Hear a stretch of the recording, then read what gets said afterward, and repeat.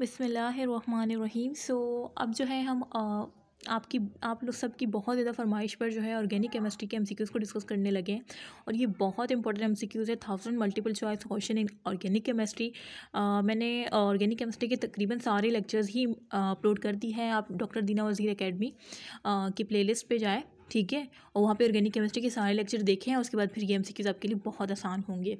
So let's start. हम बिना time waste करे बहुत जल्दी फास्ट करेंगे क्योंकि 1000 एमसीक्यूज़ को हमने 10 लेक्चर में एंड करना है इंशाल्लाह। तो अब देखिए फर्स्ट एमसीक्यूज़ क्या है। विच of the following is not लगा हुआ है। बच्चे यही करते हैं, सही पढ़ते नहीं है, फिर गलत करके आ जाते हैं। यहाँ पे कि not a characteristics of organic compound. अब ये 4 ऑप्शन दिए हैं, इसमें से कौन सा ऐसा ऑप्शन है जो कि करेक्टरिस्ट नहीं है ऑर्गेनिक कंपाउंड का। तो देखें, they usually have low melting point, ठीक है। बी देखें, they usually only slightly soluble और इनसॉल्युबल इन वाटर, ठीक है, क्योंकि वो जो है सॉल्युबल होते हैं ऑर्गेनिक कंपाउंड किस में, ईथर में, अल्कोहल में, ठीक है, मतलब नॉन पोलर सॉल्वेंट में होते हैं, पोलर में नहीं होते, मतलब वाटर में इनसॉल्युबल होते हैं, ठीक है। सी देखिए, if water soluble they seldom contact and electric current, ठीक है। डी देखें, bonds with bind the atoms together और नियरली ऑलवेज आयोनिक। तो ऑलवेज आयोनिक तो नहीं होते, तो इसमें से कौन सा नहीं है, डी नहीं है। So answer is D.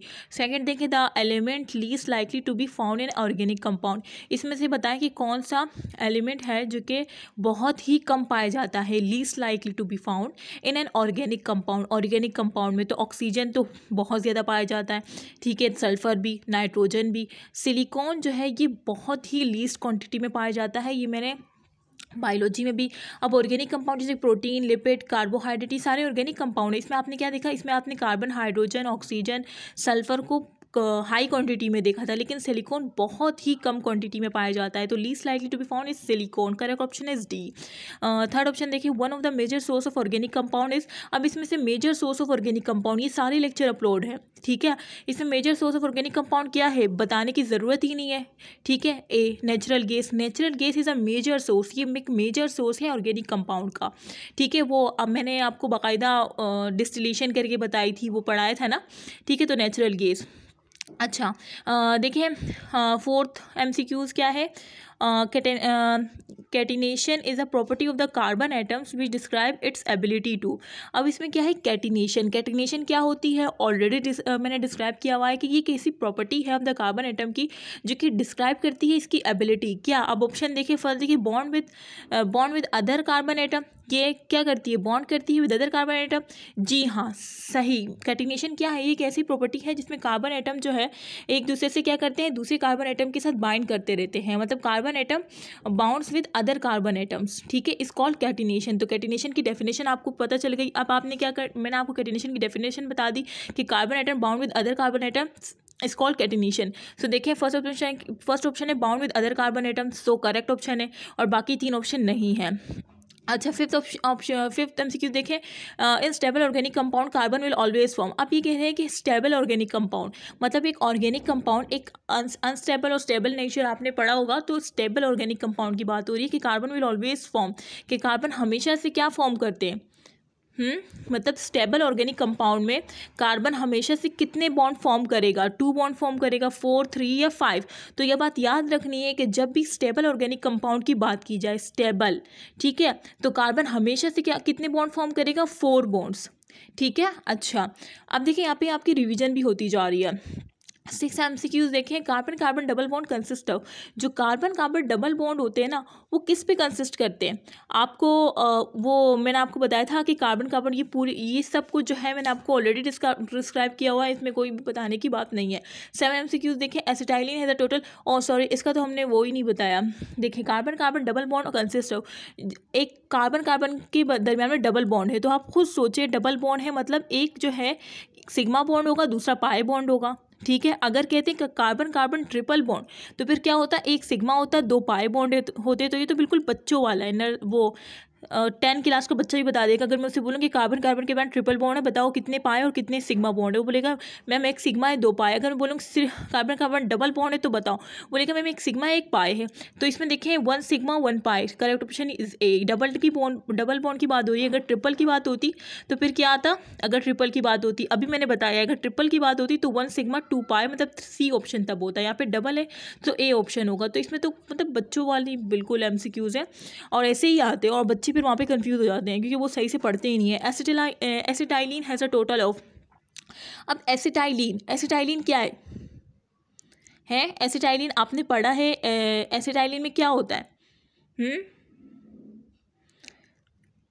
देखें एसिटाइलिन जो है ये होता है इथाइन को हम एसिटाइलिन भी कहते हैं। इथाइन मतलब एसिटाइलिन मतलब इनके दरमियान जो है कितने बॉन्ड होते हैं, ट्रिपल बॉन्ड होता है। इथाइन है ना, मतलब इनके कार्बन कार्बन के दरमियान ट्रिपल बॉन्ड होगा। अब ट्रिपल बॉन्ड होगा तो क्या होगा, 1 सिग्मा होगा 2 पाई बॉन्ड होगा। तो यहाँ पे गलत लिखा हुआ है, आंसर सी दिया हुआ है, सी नहीं होगा। आंसर क्या होगा, आंसर इसका ए होगा। 1 सिग्मा बॉन्ड होता है 2 पाई बॉन्ड होते हैं, ट्रिपल बॉन्ड होता है ना। Acetylene is the total of, acetylene के पास टोटल कितने बॉन्ड होते हैं, 1 सिग्मा 2 पाई। अच्छा यहाँ पे एसिटाइलिन के पूरे बॉन्ड्स के बारे में बताई जा रही है, सॉरी यहाँ पे सिर्फ बॉन्ड का, डबल बॉन्ड का नहीं पूछा जा रहा, ठीक है, सॉरी। अच्छा यहाँ पे क्या पूछा जा रहा है, देखिए अगर मेरे पास अभी पेंसिल कॉपी होती है तो मैं आपको बता के, ये बहुत ही ज़बरदस्त एमसीक्यूज दिया हुआ है, इसमें देखिए कंफ्यूज हो सकता है बंदा। अगर यहाँ पे सिर्फ दिया होता है कि acetylene triple bond, acetylene has total in triple bond, तो तब ए ऑप्शन होता है। यहाँ पे क्या है, एसिटाइलिन हैज़ अ टोटल, मतलब एसिटाइलिन के पास टोटल कितने सिग्मा है, कितने पाए बॉन्ड है। तो आपको पता है कि देखो पाए तो सिर्फ 2 ही होंगे क्योंकि ट्रिपल बॉन्ड होता है तो 2 पाए तो होंगे और 1 सिग्मा होता है, ठीक है। अब 1 सिग्मा तो वहाँ से हो गया और 1 सिग्मा साइड से भी होता है। अब मैं आपको यहाँ पे कैसे ड्रॉ करके दिखाऊँ, यहाँ पे ड्रॉ नहीं हो सकता, सॉरी, वरना मैं करके दिखा देती, ठीक है। एसिटाइलिन है द टोटल ऑफ कितने होते हैं, एसिटाइलिन के पास 3 सिग्मा बॉन्ड होते हैं और 2 पाई बॉन्ड होते हैं। देखिए एसिटाइलिन मतलब इथाइन, कितने कार्बन है, 3 कार्बन है, ठीक है, 3 कार्बन है। अब 2 कार्बन के दरमियान ट्रिपल बॉन्ड है, मतलब 1 सिग्मा 2 पाई तो देखें सी ऑप्शन में 2 पाई लिखा हुआ है और ए में भी 2, मतलब आपका आंसर ए या सी में से कोई हो सकता है। अब सेकेंड सिग्मा बॉन्ड पे आए, सिग्मा बॉन्ड में कितने होते हैं, एक तो ट्रिपल बॉन्ड में और 2 साइडों पे हैं, तो कितने हो गए सिग्मा बॉन्ड, 3 सिग्मा हो गए, 2 पाई बॉन्ड हो गए। तो करेक्ट ऑप्शन सी है। आई होप कि आपको समझ आ गया हो, वैसे मैं इसकी शॉर्ट वीडियो भी अपलोड कर दूंगी बना के। अच्छा इन प्रोटीन देयर आर, अब प्रोटीन क्या है, प्रोटीन से क्या समझ आ रहा है, प्रोटीन से आपको कुछ समझ आ रहा है कि व्हाट इज प्रोटीन,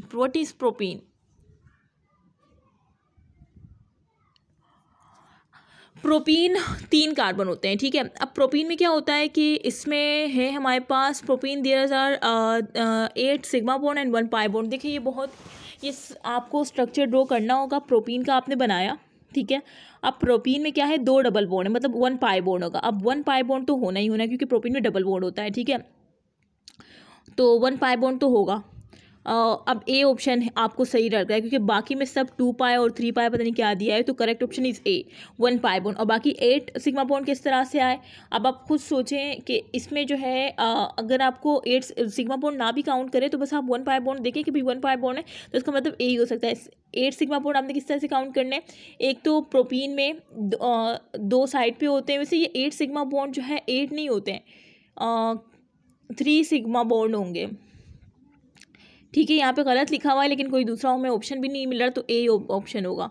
अच्छा प्रोपाइन दिया रहा, प्रोपाइन में कितने होते हैं, देखो प्रोपाइन है ना, मतलब ये इथाइन फैमिली से है, ठीक है। सो ये इसमें 2 पाई बॉन्ड होंगे, ठीक है, और प्रोपाइन है तो इसमें सिग्मा बॉन्ड कितने होंगे, 6 सिग्मा बॉन्ड, ठीक है। सो करेक्ट ऑप्शन इज ये। देखिए ये सारे वो है जो कि आपने खुद ड्रॉ करने हो तभी आपको पता चलेगा।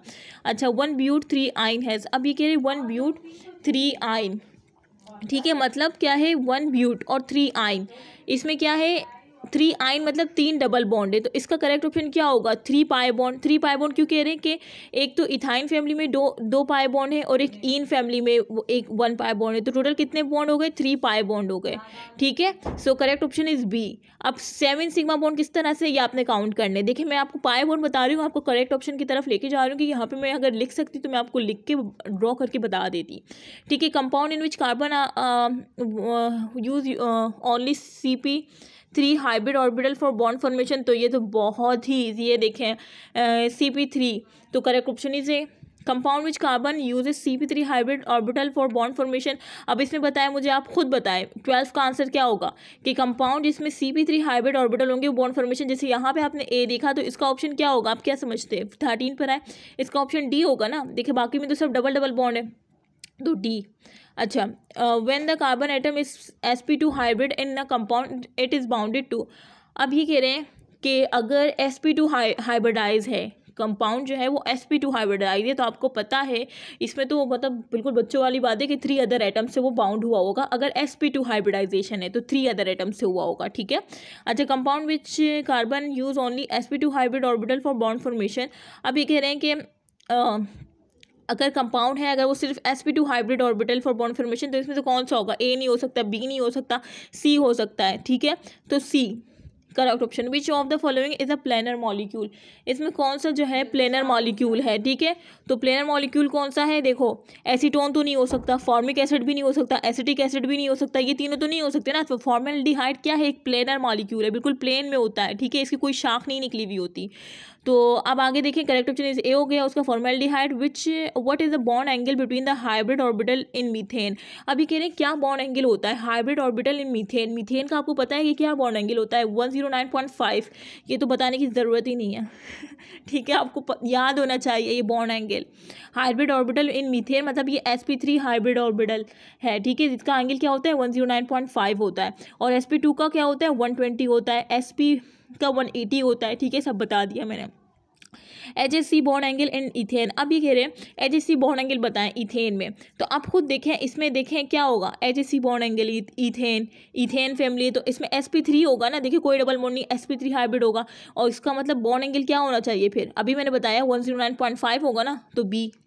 अच्छा, अब ये देखें बॉन्ड एंगल इन इथाइलिन, अब ये कह रहे हैं कि इथाइलिन में बताएं, सिर्फ आप bond single bond double bond से नहीं जा सकते, आप इससे देखिए 17 में आपको इथेन दिया था, मतलब सिंगल बॉन्ड जिसमें होता है, ठीक है, इथेन, तो उसका बॉन्ड एंगल 109.5 मतलब sp3 हाइब्रिडाइजेशन होती है।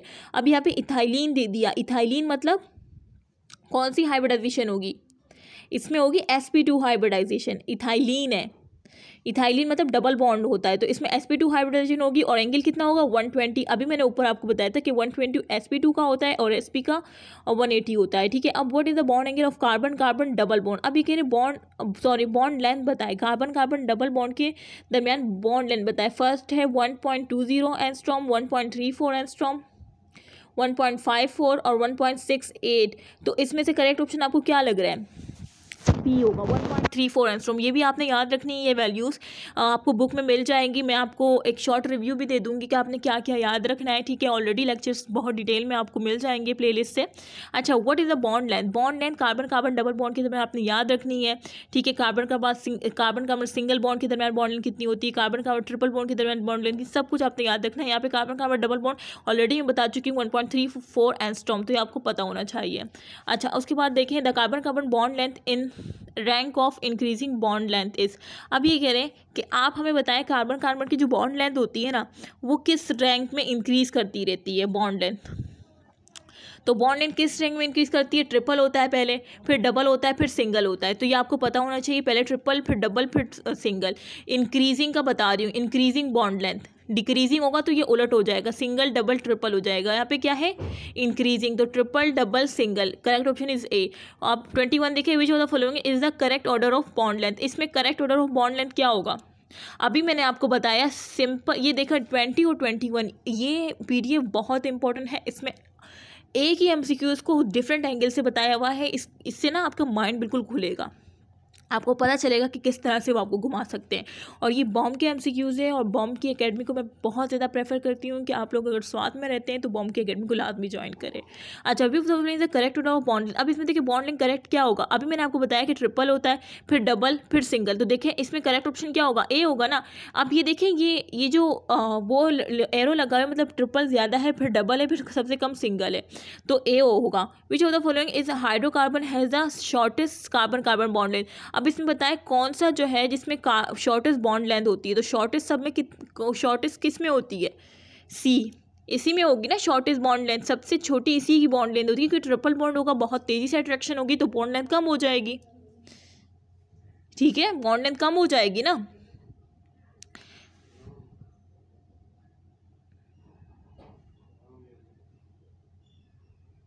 अच्छा, ये तो हो गया सी। अब देखिए the carbon carbon bond length is maximum. अब इसमें 23 में देखिए कार्बन कार्बन बॉन्ड लेंथ किस में मैक्सिमम होगी, बी में मैक्सिमम होगी ना, क्योंकि सिंगल बॉन्ड है तो बॉन्ड लेंथ तो इसी में मैक्सिमम होगी ना, बी में। ठीक है, आई होप कि आपको समझ आ रहा है जो मैं आपको बता रही हूँ।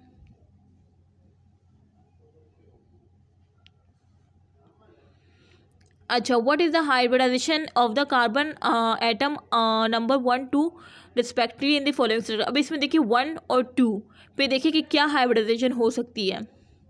देखिए 1 और 2 कार्बन पे कह रहे हैं, 1 और 2। अब देखिए 1 2 आप कहाँ से स्टार्ट करेंगे, जहाँ पे क्या होगा, ये कह रहे हैं कि कार्बन नंबर 1, इसमें कह रहे हैं कि the hybridization of the carbon atom number 1 and 2 respectively in the following structure. इसमें 1 और 2 पे पता है कि क्या कौन सी हाइब्रिडाइजेशन होगी। तो देखिए यहाँ पे sp2 भी है और sp भी है।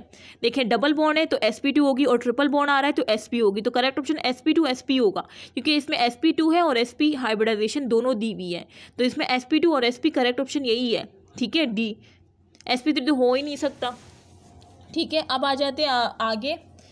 तो how many atoms are attach to an atom having sp hybridization. तो अब इसमें कह रहे हैं कि कौन से कितने एटम्स होते हैं जो कि अटैच होते हैं to an atom having sp hybridization. मतलब sp हाइब्रिडाइजेशन में कितने एटम्स जो है वो अटैच हुए होते हैं। तो अभी मैंने आपको बताया था, इससे पहले ये MCQs आया था, सेम मैंने आपको सारा एक्सप्लेन किया था कि उसमें जो है अगर sp की बात की जा रही है कि कितने एटम्स है तो कितने होते हैं sp में, 2 होते हैं। ठीक है, sp2 में कितने होते हैं, 3 होते हैं। sp3 में कितने होते हैं, 5। देखिए sp जब आएगा ना sp हाइब्रिडाइजेशन तो उसमें होते हैं 2, और sp3 में होते हैं 3, और sp2 में होते हैं 3 और sp3 में होते हैं 4।